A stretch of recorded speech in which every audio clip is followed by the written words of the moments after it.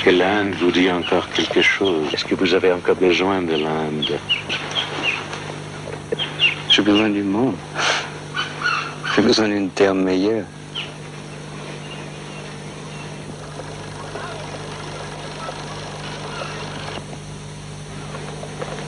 Est-ce que c'est encore un pays qui vous parle? Oui, oui. Sous son apparence très décomposée, il y a l'Inde est là, n'est-ce pas? Ce qui a été pendant des millénaires, ça disparaît pas complètement. C'est là dans la terre, n'est-ce pas? C'est pas beaucoup dans les hommes, plus beaucoup, mais c'est là dans l'atmosphère et dans la terre.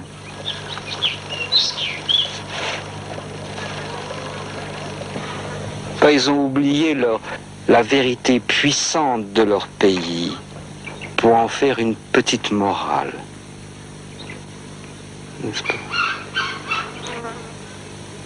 Alors que c'était pas une petite morale, c'était une vérité puissante.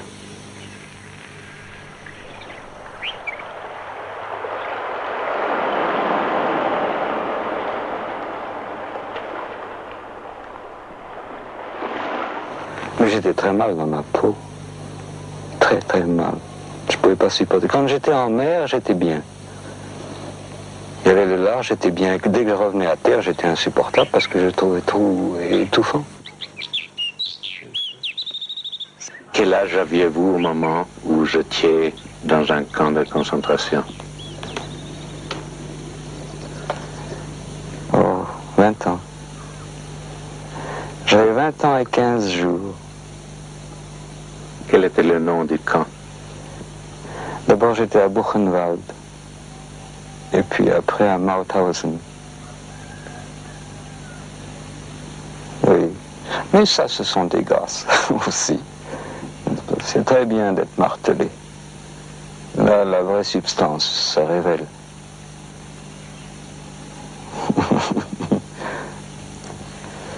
Une démolition si totale, n'est-ce pas? Pas la question des horreurs de ceci, des horreurs de cela, mais c'était l'homme qui était détruit. C'était mon être qui était détruit. Alors détruire, ça veut dire qu'on meurt pour de bon ou qu'on est à autre chose, qu'on est à quelque chose qui est vrai, autrement on meurt. Mais il n'y a qu'une expérience humaine. Une. C'est d'être conduit à ce que l'on est, soi. Et toutes les duretés de la vie, les difficultés, etc., ce sont des choses pour vous aider à trouver ça. Et c'est tout. À trouver ce qu'on est, qui n'est pas une petite personnalité avec des talents plus ou moins, n'est-ce pas? Mais qui est quelque chose qui est vaste, qui est plein, qui est humain, vraiment. Au moment où vous êtes sorti de ces camps, vous étiez à un point zéro.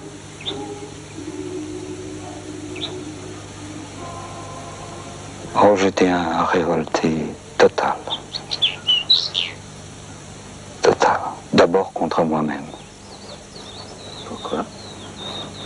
Parce que je me trouvais dévasté. J'étais dévasté. J'étais dévasté et il n'y avait plus aucune valeur de la vie que je connaissais qui tenait debout.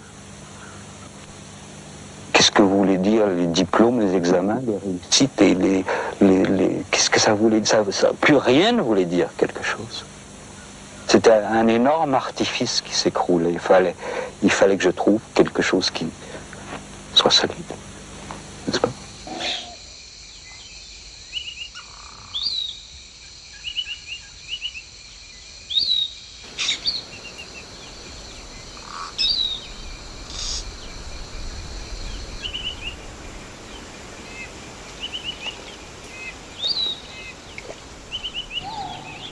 Bon, d'abord, je voulais quitter tout justement, tout ce monde que je ne comprenais pas, que je ne comprenais plus. Alors j'ai voulu recommencer par le début, c'est-à-dire par la préhistoire, quand il n'y avait pas d'hommes, surtout pas d'hommes. Et puis peu à peu, j'ai appris ma leçon. Je voulais la liberté, n'est-ce pas? Seulement, je commençais par la chercher évidemment extérieurement et je ne comprenais pas encore que la liberté, ça s'acquiert, c'est dans la conscience. C'est la seule liberté. Parce que celle-là, personne ne peut vous la prendre. On peut me remettre demain à Mauthausen, je regarderai comme maintenant. Exactement. Il n'y aurait pas eu une ombre de changement.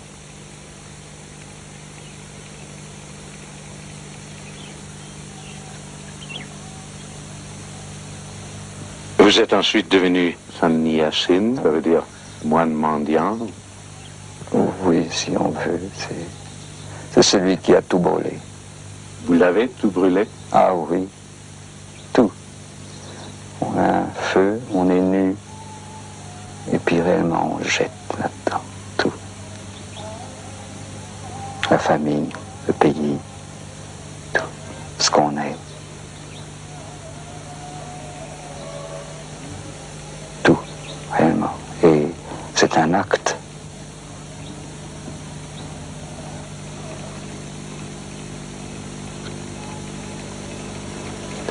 Vous n'avez pas renoncé à la sexualité? C'est-à-dire que ça, c'est quelque chose qui s'est écarté de moi. C'est pas un renoncement, n'est-ce pas? C'était pas un principe moral? Non, non, alors ça, c'est vraiment pas de la morale, pas, non. Au début, j'ai constaté que c'était troublant, que ça dérangeait beaucoup l'atmosphère. Parce que ça a des racines très profondes, et ça soulève beaucoup de choses. Mais ça, on ne peut parler de ces choses que pour soi-même, parce qu'on ne peut pas faire de règles de ces choses. Chaque individu a son expérience à traverser. Il n'y a rien de bien, il n'y a rien de mal, n'est-ce pas? Aussi longtemps qu'un individu ne s'enferme pas dans quelque chose, c'est le bien. À partir du moment où il commence à s'enfermer, c'est le mal, c'est tout.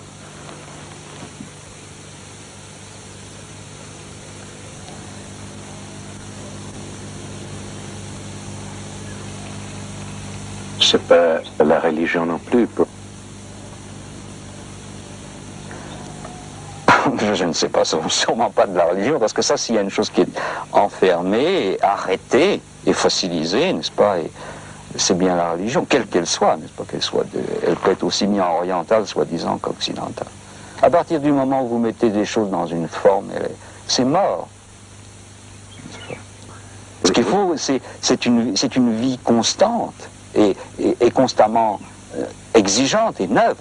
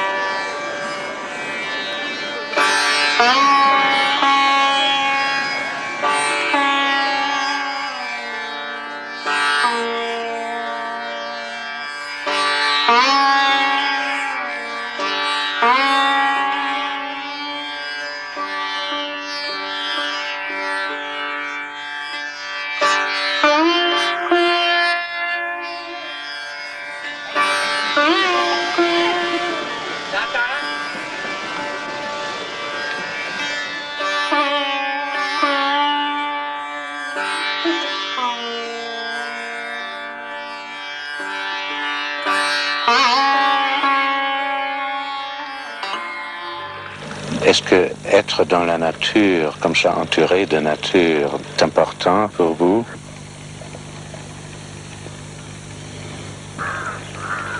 C'est plus agréable physiquement, mais l'important c'est d'être bien avec soi-même, n'importe où. Est-ce que vous pourriez être vous-même? Ah ça, n'importe où. Mettez-moi à Paris, dans un camp de concentration, dans un grand hôtel, dans un endroit misérable, c'est tout pareil. Il n'y a qu'un endroit où on peut être. Et puis là, c'est partout pareil.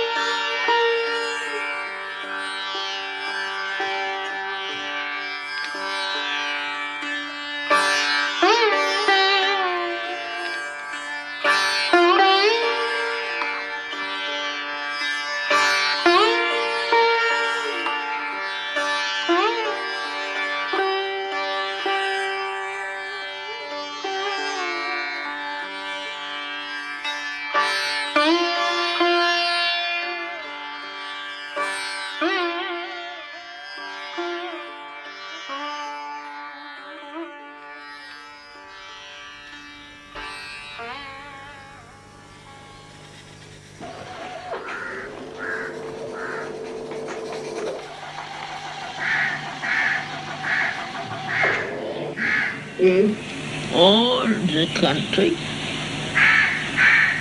live in force, if only one All the countries live in falsehood. If only one country stood courageously for truth, the world might be saved.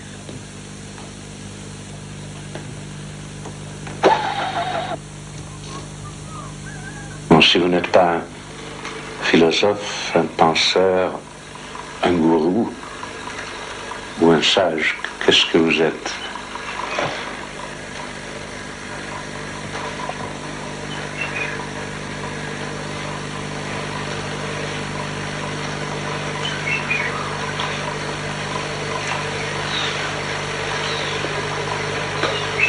Incarner quelque chose. Incarner.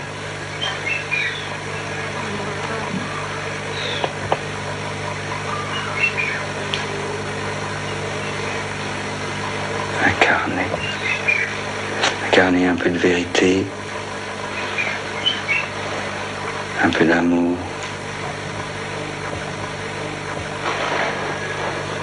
Vous sentez déjà comme étant ce nouvel espoir? Oh mon Dieu, non. Oh mon Dieu, non, j'aspire. J'ai besoin. C'est tout. J'ai besoin. Comme le poisson qui asphyxie, qui a besoin d'autre chose. Je suis un besoin de quelque chose d'autre, c'est tout. Et je suis un homme comme des autres, parmi d'autres. Et j'essaye de... Oui, que ce besoin grandisse pour la terre.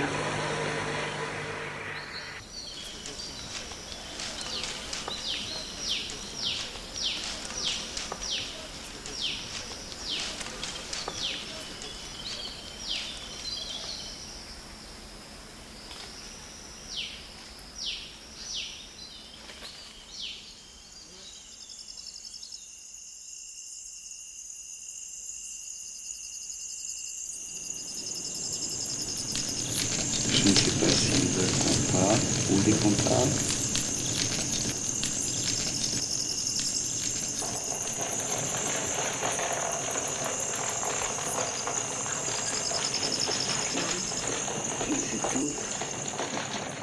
S'il y a un besoin d'une vie vraie, nécessairement cette vie vraie naît sous vos pas.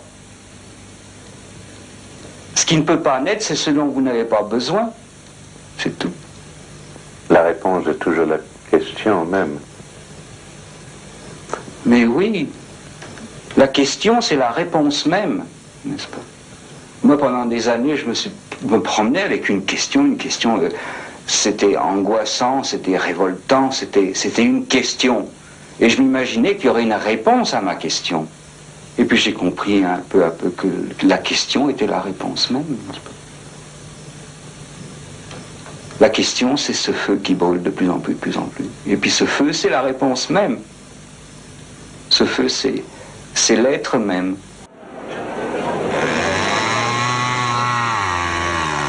Chaque prenne, on entend le coupeur de bois.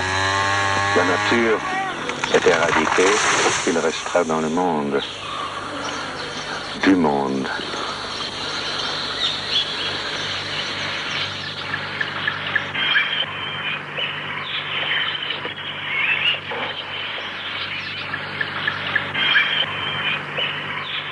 Il restera ce qui est vrai.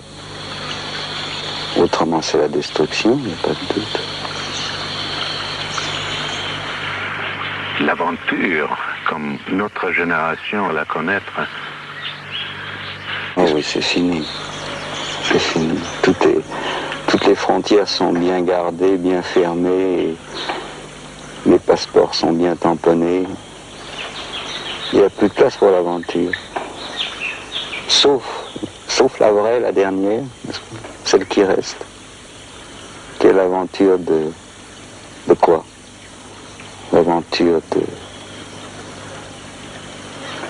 la réalité de l'homme, du pouvoir de l'homme, de la joie de l'homme, tout ce que nous ne connaissons pas. On connaît que des faux pouvoirs, des fausses joies, beaucoup de choses fausses.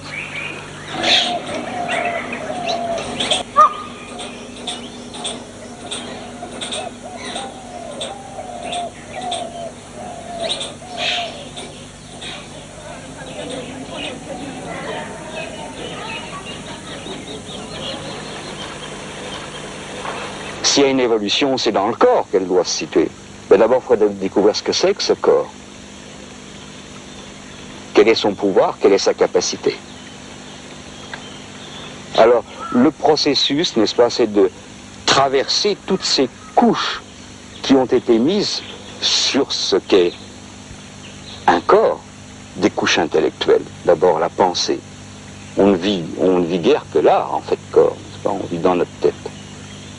Et puis après, il y a encore une autre couche, tous les sentiments, les passions.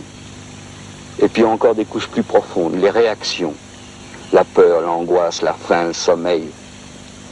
Et puis encore plus profond, n'est-ce pas? Il faut traverser toutes ces couches qu'on a mises sur le corps. Alors quand on arrive justement aux couches des habitudes fondamentales, que l'on croit être des habitudes corporelles, mais qui ne sont pas des habitudes corporelles, qui sont des choses qui ont été mises sur le corps par l'éducation, par l'habitude. Alors là, on commence à approcher d'une terrible forêt, et en même temps de quelque chose de très extraordinaire. Là, on commence à approcher du prochain stade évolutif.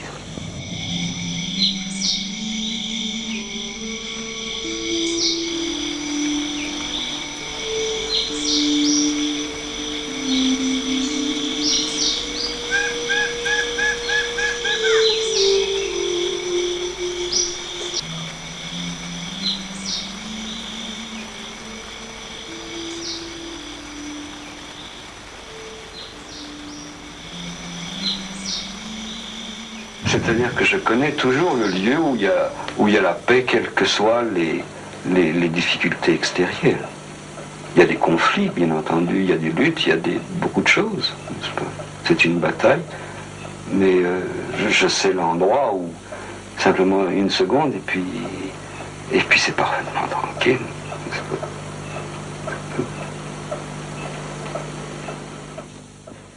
Je crois qu'un des empêchements les plus lourds, le poids du passé, le poids de la culpabilité, le poids des choses qu'on a fait.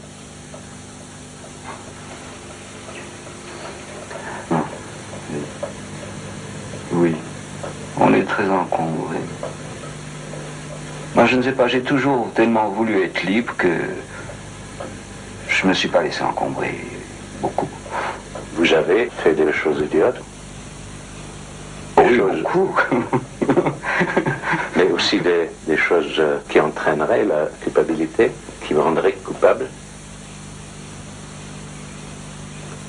Je ne sais pas ce que c'est que la culpabilité. Vous avez fait mal à autres gens aussi, comme tout le monde. Je ne sais pas. Peut-être à ma mère, j'ai fait mal. J'étais tellement insupportable et violent. C'est possible, je ne sais pas. Comment éviter? Vous n'avez pas pu vous garder pur. Mais je ne sais pas, tout ça, c'est une psychologie que je ne comprends pas bien. Pour moi, l'impureté ou le mal, c'est d'être prisonnier de quelque chose. Et vous êtes parti? Ah oui, toujours. Toujours. Pour la drogue, c'est pas compliqué. Ça s'est passé comme ça. Un soir, j'avais, je ne sais plus quoi, 25 ans, 24 ans. Un soir, je suis allé au cinéma. Et puis, je fumais de l'opium, je n'avais pas fumé. Je me dis, je vais fumer quand je rentrerai. Je suis sorti du cinéma et dans les néons, dans la lumière, j'ai vu ma tête dans une glace. Et j'ai vu la tête d'un homme drogué en état de besoin. J'ai trouvé cette tête affreuse. J'ai pris le train, je suis parti dans les marais, j'ai tout coupé, ça a été fini tout de suite. Et il y avait de quoi en crever, n'est-ce pas? Parce que je ne me rendais pas compte que j'étais très intoxiqué. Mais ça a été fini. Simplement parce que j'ai tout d'un coup vu que j'étais prisonnier. Alors ça, je sens que c'est le mal, n'est-ce pas? Il y a dans notre vie de tous les jours, Oui. il y a cette bataille éternelle de devoir survivre, protéger sa famille, peut-être le devoir même de faire mal à autrui pour se défendre soi-même. Vous n'avez jamais connu ça?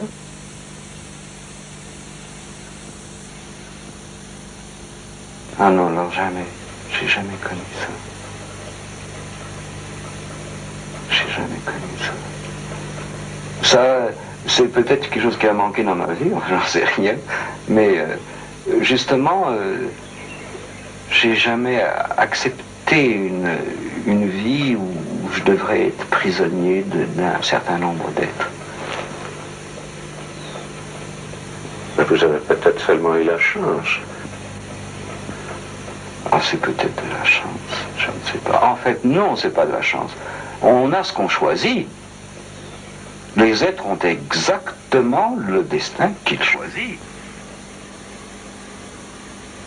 Et tous ces obstacles, en fait, ont une raison, n'est-ce pas? Toutes les bêtises qu'on fait font partie du chemin. Toutes les erreurs, tous les obstacles, tout ça, c'est parfaitement utile. C'est pour nous obliger, nous mettre dans la nécessité de trouver la clé. C'est toujours la même chose. Mais si vous la trouvez, vous aidez le monde entier, c'est ça, n'est-ce pas? Il n'y a pas d'individu. Dans cette obscurité de la Terre, quand il y a seulement une petite étoile qui brille, ça fait une différence énorme. Et ne pas se faire souffrir pour...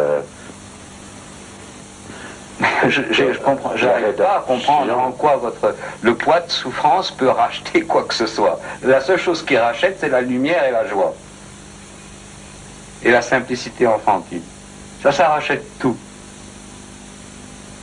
On commet toutes les erreurs nécessaires pour arriver à cette liberté-là.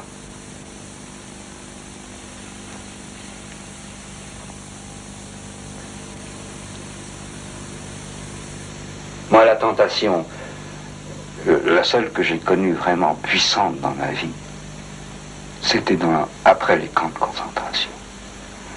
Tout avait été tellement dévasté, ruiné. Tout ce qui était moi, n'est-ce pas, toutes les valeurs humaines que je pouvais comprendre étaient tellement ruinées que la tentation était forte de briser tout ça, de me briser moi aussi.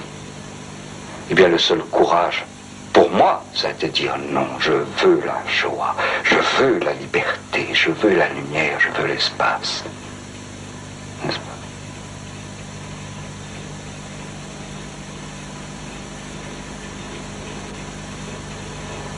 C'est ça le courage, je crois, n'est-ce pas? Ben, le courage, c'est de dire non. Non, je choisis la joie, je choisis la liberté. C'est trop tentant de se laisser couler, puis c'est trop facile. N'est-ce pas? C'est tellement lâche. C'est pas grave de faire des fautes, même des fautes terribles, c'est pas. Rien n'est grave. Ce qui est grave, c'est de ne pas vouloir en sortir. C'est de ne pas croire en ce qu'on est, ou de l'avoir oublié.